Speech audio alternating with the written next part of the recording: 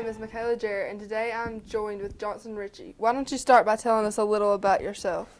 Well, I was born December 6, 1927. One of 13 kids on the farm. And I was 18, 6th day December 1945. January, I got a paper from WWII, which was over the draft board here, to go to be examined for the military. And I went in January and passed.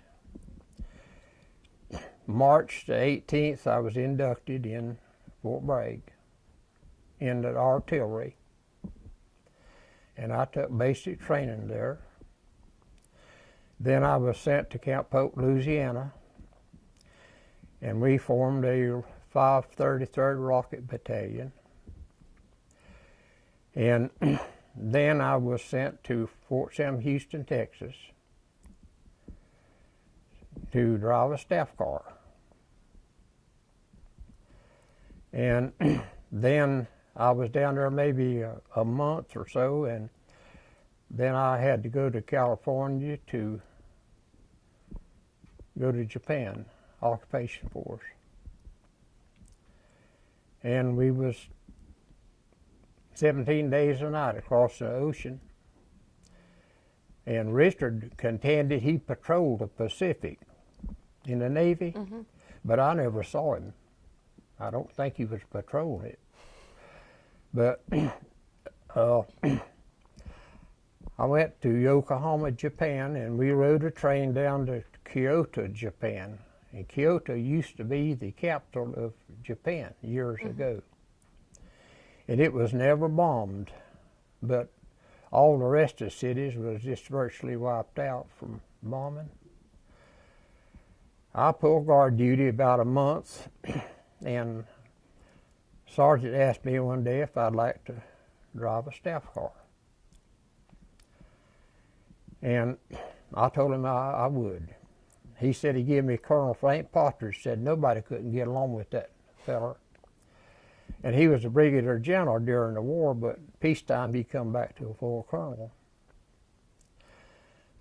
The first time I went to get him, they said, you better not be late. First day I went to get him, he was standing out there waiting on me. I jumped out and jerked the car door open and saluted him left-handed. And I saw his face turn red, but he never said nothing. But I drove for him the whole time. And he never said a word to me out of the way whatsoever. Anything I asked him for, he done it. And I traveled all over the island of Tokyo and Yokohama driving a staff car, hauling sightseers from one city to another. And I couldn't ask for a better man to work for than Colonel Partridge was. And him and his wife wrote me as long as they lived. Now, anything you want to ask me, you just ask me and I'll tell you.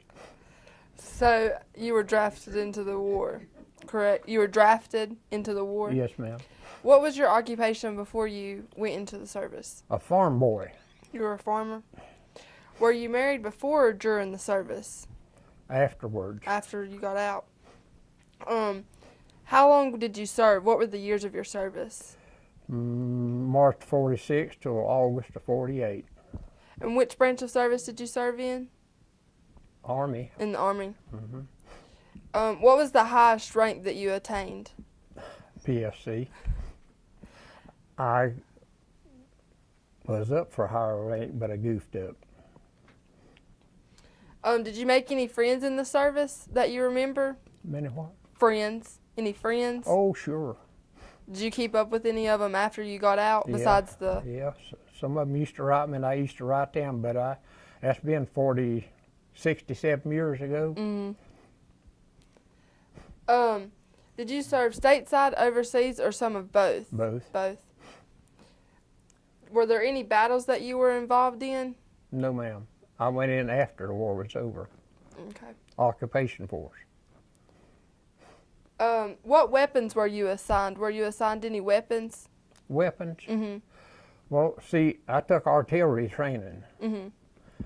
And then I was in a rocket battalion, which, best I remember, had 24 barrels, sort of like a bazooka. Mm-hmm. And we carried carbines, but rifles. Mm-hmm. What poor conditions or hardships did you face? Any poor conditions or living conditions or anything? No. How did you handle being away from home and your family? Well, I didn't like it. I had never been no further away from home to Taylorsville, Grant Falls, or Hickory. Mm-hmm. And It was difficult. it's bad to say. But it was hard to read a letter. I can imagine. I bet that was difficult. Did you got letters though from home and you corresponded back and forth yeah. while you were over there? Oh, yeah. Did faith play a part in helping you cope with your time in service? You what? Did faith play a part in helping you cope with your time? Well, I tried to behave myself. And I was brought up in a home that believed in faith. Mm-hmm. What did you do for fun or during your leaves? During my leave? Mm-hmm.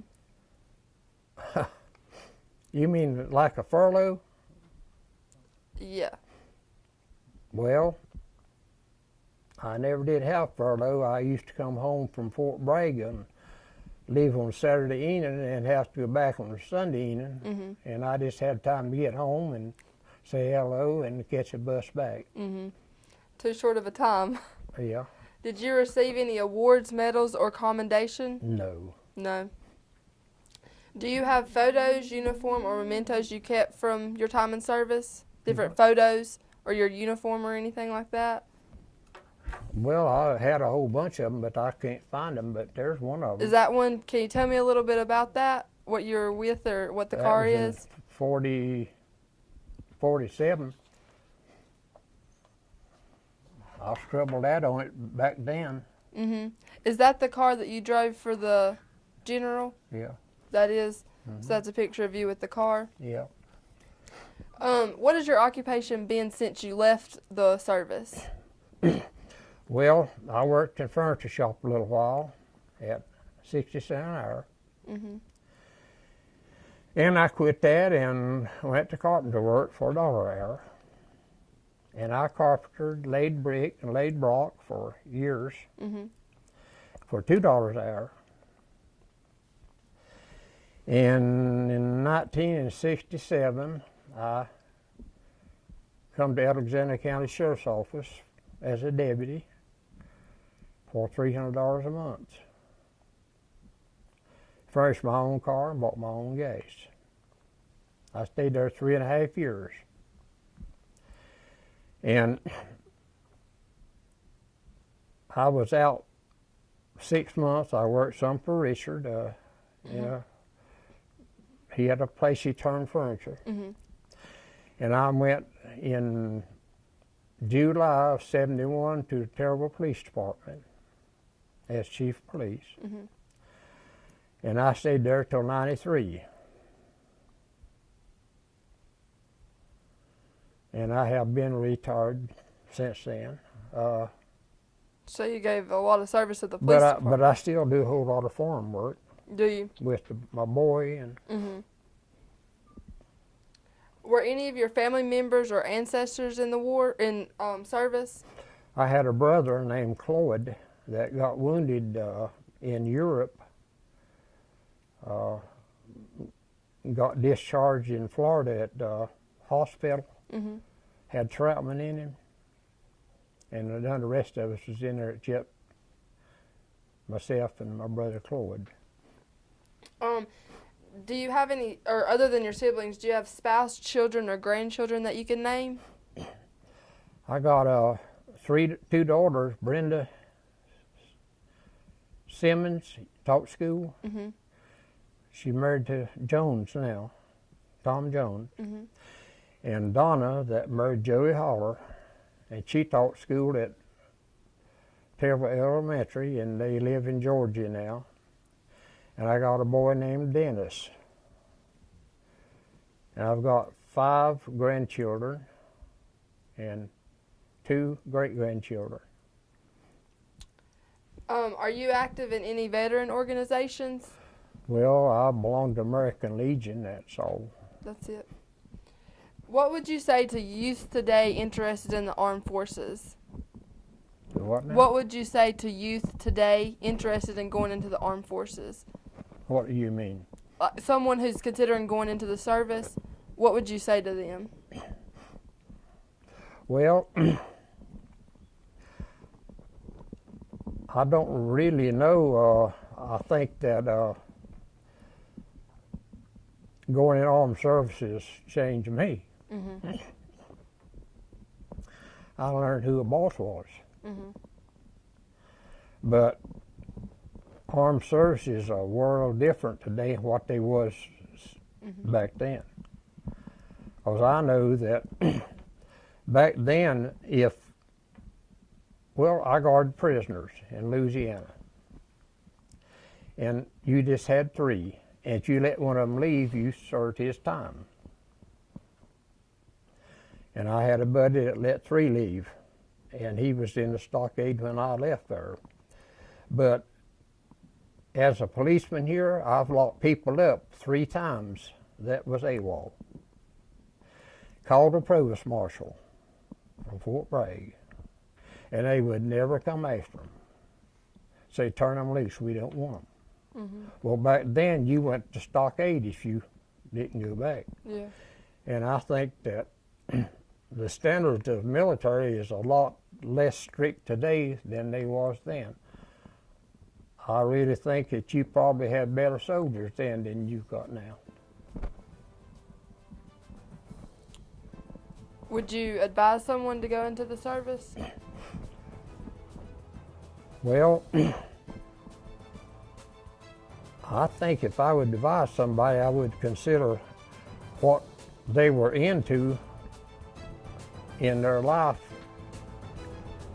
whether I would advise them to or not. So it depends on the person, Yes, ma'am. but to consider it. Well, it's been great being with you, and thank you for your service. Thank you, lady. Keep a smile. Thank you.